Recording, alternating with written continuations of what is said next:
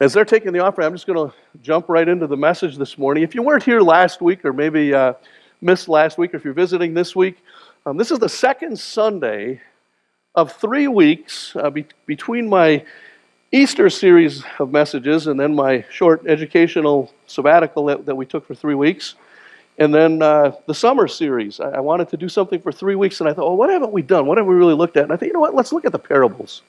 Now, we can't look at all 32 parables in 3 weeks, but I want to take a different parable each week. And so last week we looked at the parable of the four soils. And I'm not going to talk about that parable. You can get it online if you want to listen to it through our media archives and so forth. But before I started the message last week, I asked you, I said, what is a parable? And somebody said, an earthly story with a heavenly meaning. And I said, yes, that's true. It is an earthly story with a heavenly meaning. Many of us have been taught that, and it is that. But I also challenge you to think that it's much more than just an earthly story with a heavenly meaning.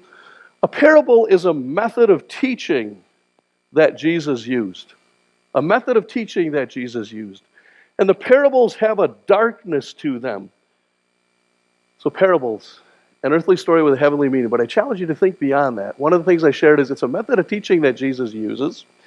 And then I shared that in a parable, there's a darkness. You remember that? I talked about that. There's a darkness in a parable. And I said, but stick with me for a minute, because I don't want you to think of darkness as an evil or black or something like that, okay? But a darkness, because when Jesus told these stories, they weren't just stories that you just simply understood. The meaning just didn't suddenly appear until he was done with the parable. You had to unpack it. And when you unpacked it, you began to understand it. And when you began to understand it, you would have to respond to it. So once you unpacked it and understood it, a light sort of went on, if you will. The darkness was removed, and it's like, this is for me. I have to respond to this personally. This morning, I want to look at another parable, and it's found in Luke 14. And there's really two parables here. The first part of the chapter is one parable, and the two sort of tie together, and I'll point that out. So just stick with me this morning. We're going to jump around a little bit. But the two sort of work together. We're going to read the first parable, but it's the second parable that I'm going to look at. And if you look at these parables, as I said, there were 32 parables. Many of Jesus' parables, when he used this method of teaching, he talked about planting and sowing and growing and reaping and harvesting in soils, didn't he? Jesus used that analogy a lot.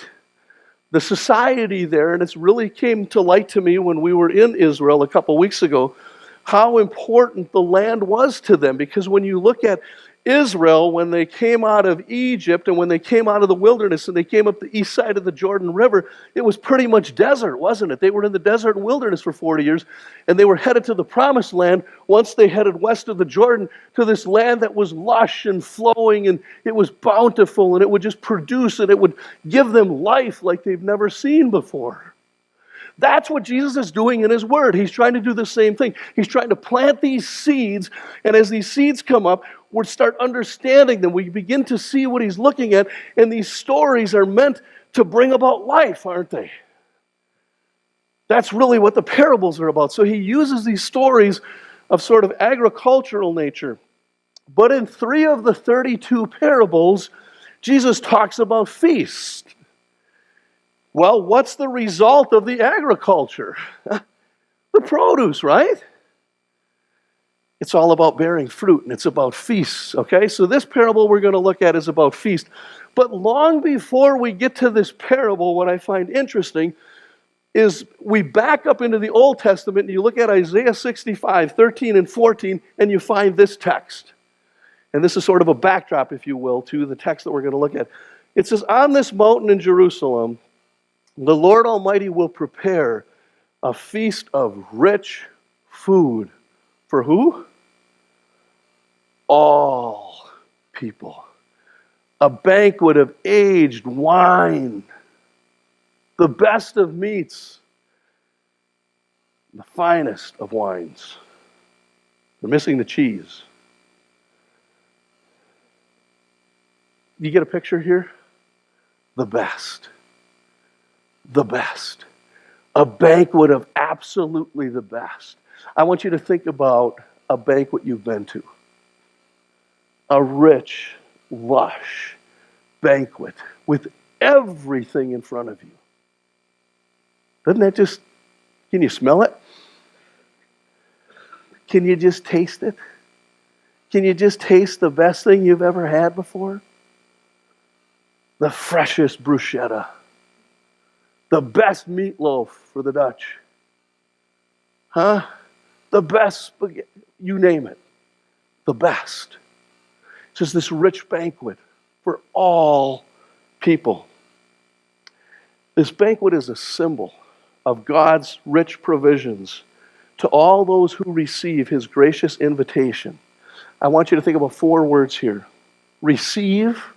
What does it mean to receive? You have to take it, don't you? If somebody's going to give you a gift, it means nothing unless you receive it. Unless you take it and take possession of it, it doesn't do a thing for you. You can stand in front of the grandest buffet, feast, okay? You can go to the Grand Hotel on Mackinac Island. If anybody ever been to the Grand Hotel on Mackinac Island and have the breakfast there, that is a feast like none other. Had that opportunity once. Someone else paid for it. Don't know if I'll ever get that opportunity again. But that feast means nothing if I stand before it and I don't take it. And then that words in that text talk about an invitation. Okay? Had I not been invited to that feast, I would not have even seen the feast, would I? And then all peoples. The feast for everybody. Now look at the parable with me. Luke 14, starting in verse 7. It says, when Jesus noticed that all who had come to the dinner, what dinner? Where was he? Right? You got to back up. Back up to verse 1. That was verse 7. Back up to verse 1. It says, one Sabbath when Jesus went to the house of a prominent Pharisee. He was being carefully watched, and the people were watching him closely. When Jesus noticed that all who had come to the dinner were trying to sit in the seats of honor near the head of the table, he gave them this advice. When you are invited to a wedding feast, don't sit in the seat of honor. What if someone who is more distinguished than you has been invited? The host will come and say, give this person your seat. Then you'll be embarrassed, and you'll have to take whatever seat is left at the foot of the table. Instead, take the lowest place at the foot of the table. Then when your host sees you, he will come and say, friend, we have a better place for you. Then you'll be honored in front of all the other guests. For those who have exalted themselves will be humbled, and hang on to that word humbled, we'll come back to that. And those who humble themselves will be exalted. Then he turned to his host. When you put on a luncheon or a banquet, he said, don't invite your friends, your brothers, your relatives, and rich neighbors, for they'll invite you back. And that will be your only reward. Instead, invite the poor, the crippled, the lame, and the blind. Then at the resurrection of the righteous, God will reward you for inviting those who could not repay you. That's one parable. Look at the next parable. It follows immediately after. The parable of the great feast. Hearing this, a man sitting at the table with Jesus exclaimed, what a blessing it will be to attend a banquet in the kingdom of God. Jesus replied with this story. A man prepared a great feast and sent out many invitations. When the banquet was ready, he sent his servant to tell the guests, come, the banquet is ready. But they all began making excuses. One said, I've just bought a field and I must inspect it. Please excuse me. Another said, I have just bought 5 pairs of oxen and I will try them out. Please excuse me. Another said, I now have a wife, so I can't come.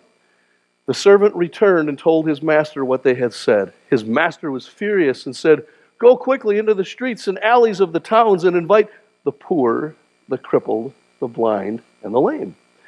After the servant had done this, he reported, there's still room for more.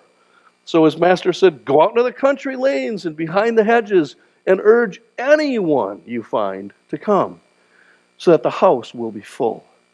For none of those I first invited will get even the smallest taste of my banquet. Imagine you were there.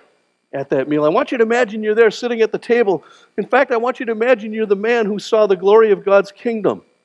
He could picture the banquet in heaven, couldn't he? He's sitting at the table and he's listening to Jesus and I can picture this.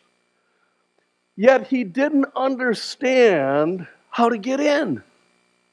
He didn't understand how to get into the feast. He was religious, but he was missing the relationship, wasn't he? There was just something missing. He saw the kingdom, he recognized it, but he didn't know if he was in. And he said, how do I get in? I see this grand feast, but how do I obtain this? Well, look back at the context with me for a minute here. Look at verses 16 and 17. It says, a man had prepared a great feast and sent out many invitations. When the banquet was ready, he sent a servant to tell the guests, come, the banquet was ready. There's some context stuff you got to bring out to understand this. Back in the day, it was customary to send out 2 invitations. And I thought, well, we kind of do that today for weddings and stuff. We kind of do save the date, right?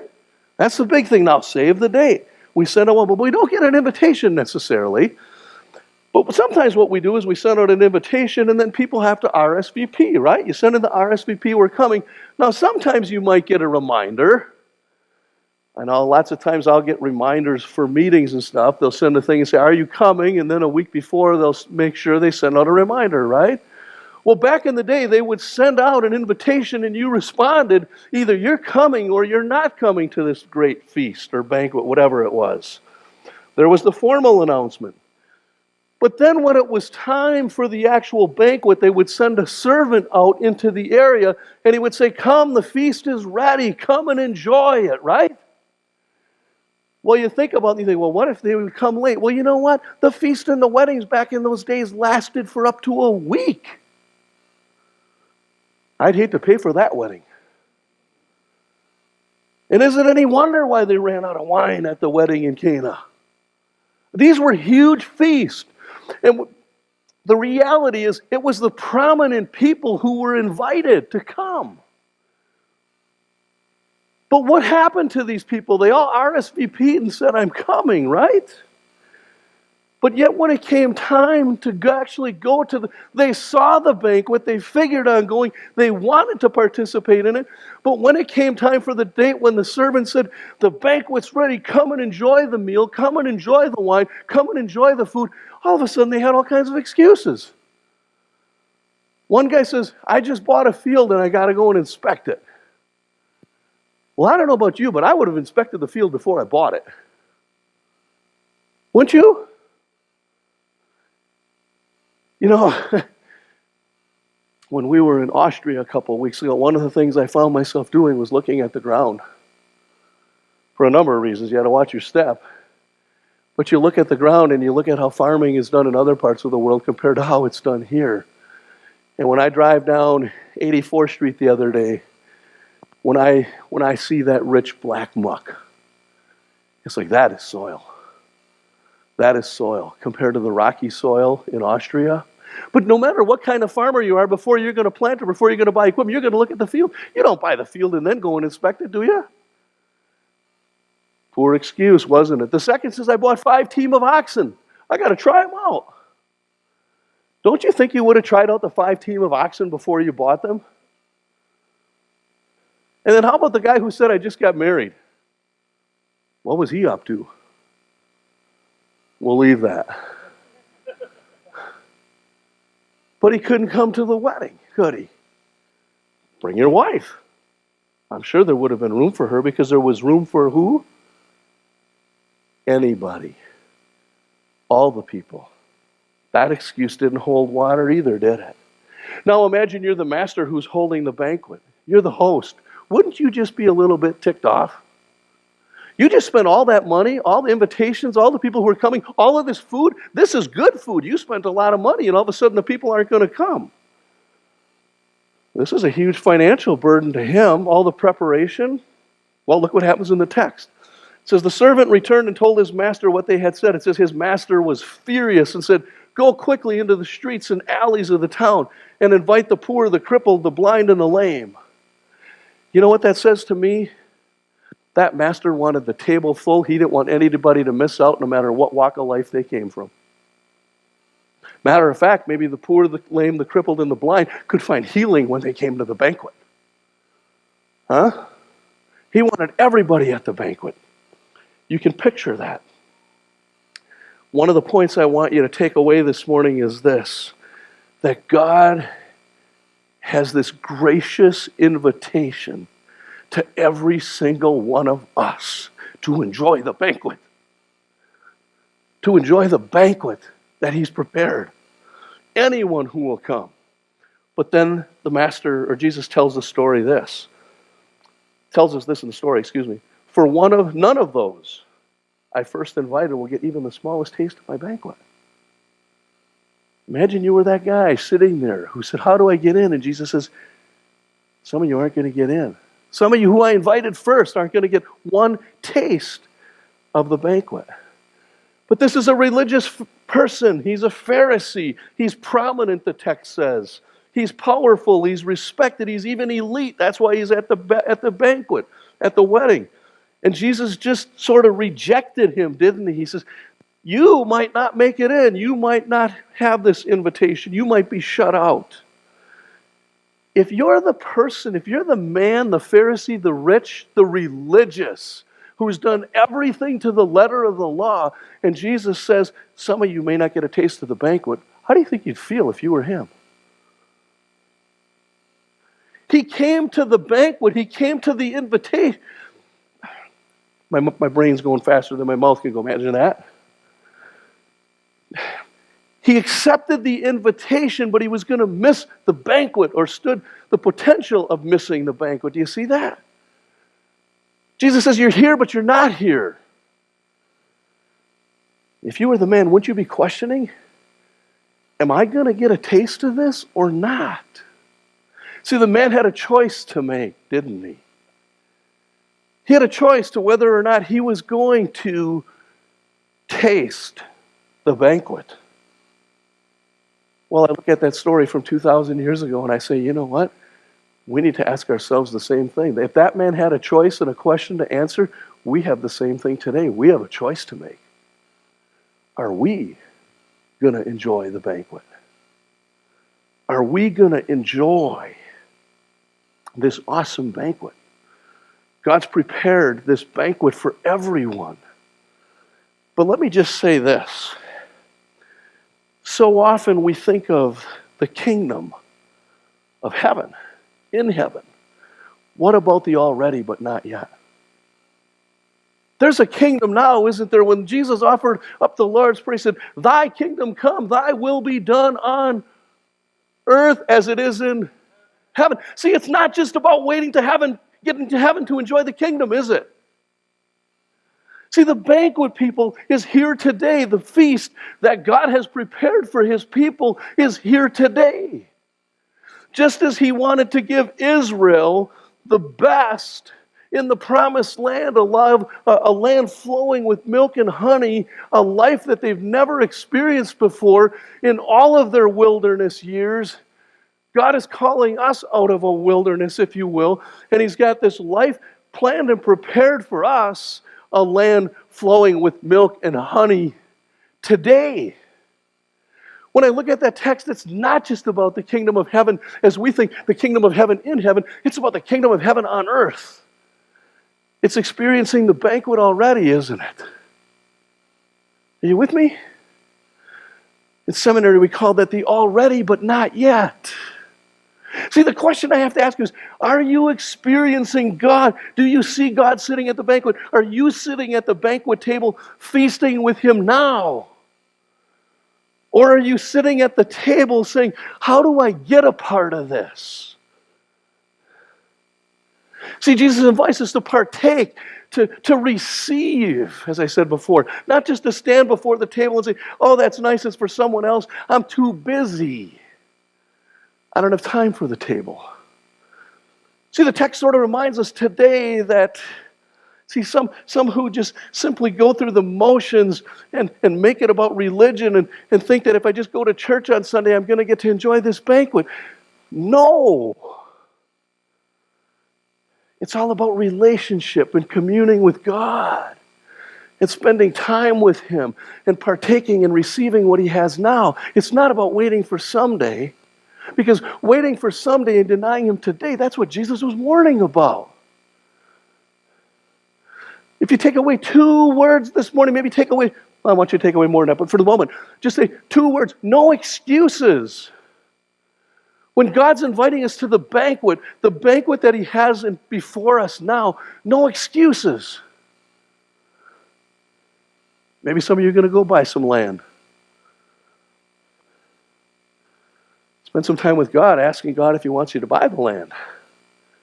And maybe there'll be a better blessing. Maybe the oxen will plow better if you look at them as a gift from God, if you seek God's will before you buy the oxen. Maybe you and your wife spend time with God so He can bless you. Don't say, I can't spend time with God because I need to spend time with my wife. Don't misunderstand that. But you see what I'm saying?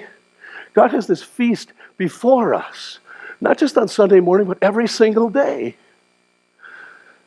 And the reality is, are we coming to the table to sit and enjoy the feast with Him? Well, what are the excuses we use today? Sometimes I think the excuses we use today are, I'm just too busy. We are busy people. But if we're too busy to spend time with God and enjoy the feast, we are too busy. Huh? Work sometimes can get in the way. Those of you who know me well know that even I struggle with that, and I certainly struggled with that in my first career. You can't always make that up, folks. You can't always make up lost time.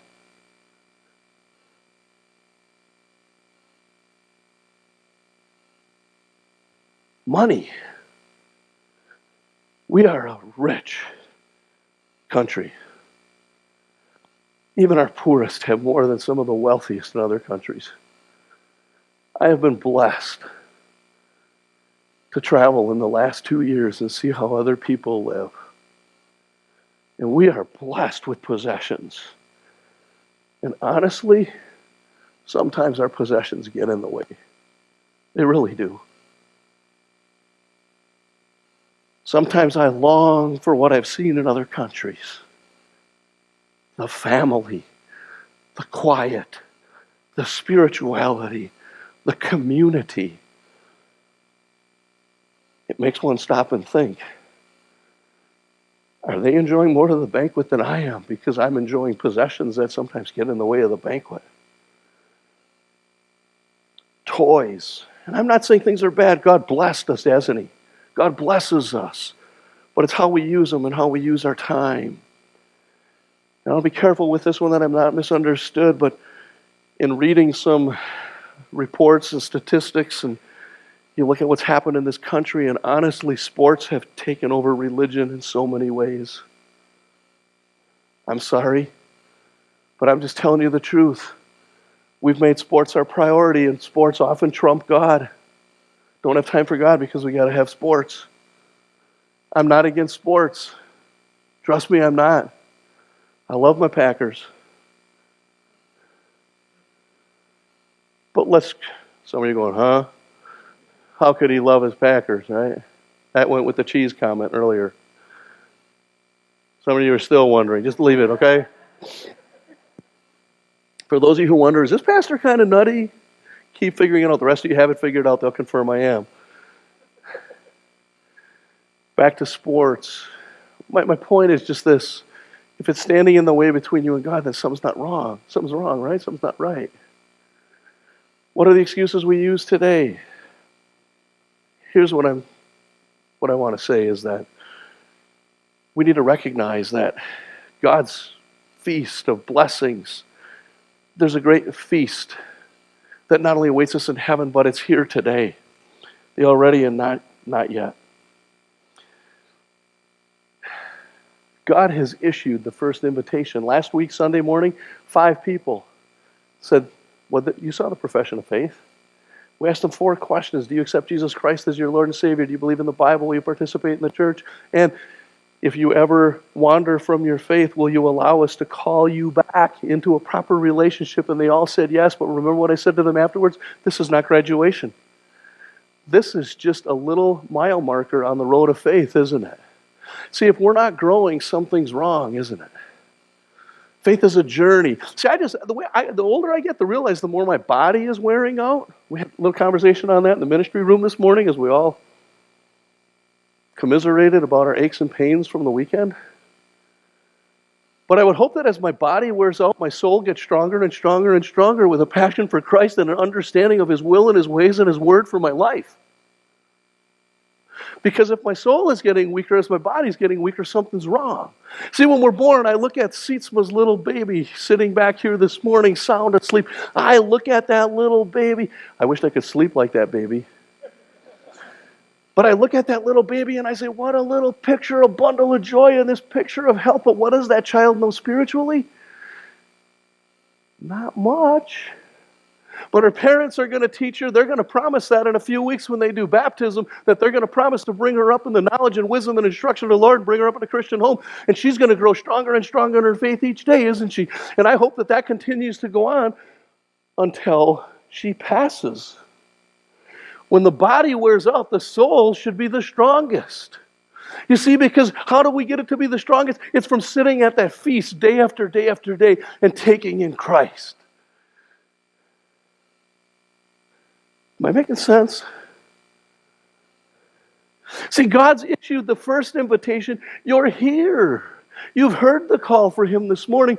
My concern is, what do you do when you leave? What does the feast look like all week long? What are you going to eat and chew on? I'm not talking about a snack or a nibble, but what are you going to chew on? What are you going to feast on? Are you going to feast on God? Is God invited? He's invited you. Are you going to invite Him in? Are you going to receive that? Are the two of you going to fellowship this week? Well, what does that look like? What am I talking about? Yes, church on Sunday mornings. I love church on Sunday mornings because it's where I see God showing up. I know that if God didn't show up, I wouldn't show up. Because I wouldn't have anything to tell you. Those of you who know me well know that it's not me, it's God. Well, how can I get up here and stand up here each week in front of you? Because I'm participating in the feast all week long. Or at least trying to. Some weeks are better than others. I'm asking you to make church a priority.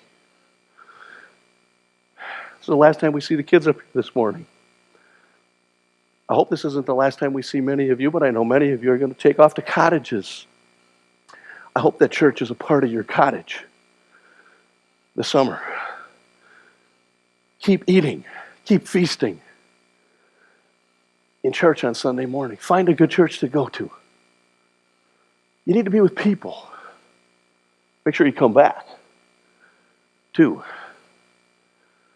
what does it mean during the week? It means going and serving at God's Club. It means going and serving at Beist. It means going and serving with Young Lives. To sit down with a young, single, pregnant mom and offer her hope. Before I went to our classes meeting Thursday night, I quick flew home and cooked up 50 hamburgers and, 50 hot dogs for the girls. Just to see the smiles on their face. Do something for somebody. God's inviting you to the banquet. When I took the food over to Hillside where they were having, there was too windy to have it outside, so they held it in Hillside, and just to see the smiles for somebody who may not get a hamburger cooked over a grill. A feast. God invites you to the feast. Life groups. I think that's where the life of this church is at. Those of you who are in life groups, you know it. You know what's happening in your life groups. It's awesome. I love our life group and I love your life groups because I know God shows up in life groups all week long. It's part of participating in the feast. See, he's given us the first invitation. The second invitation is really up to us now. It's there, and He's saying the banquet's ready. He's saying, come. The question is, are you coming? Are you coming? Are you at the banquet? Are you enjoying it? If I look at the methodology behind the parable and removing the darkness, I think you can see the darkness has been removed. Now it's up to us. How do we respond? First invitation, yes. Second invitation, are you experiencing the feast, the already but not yet?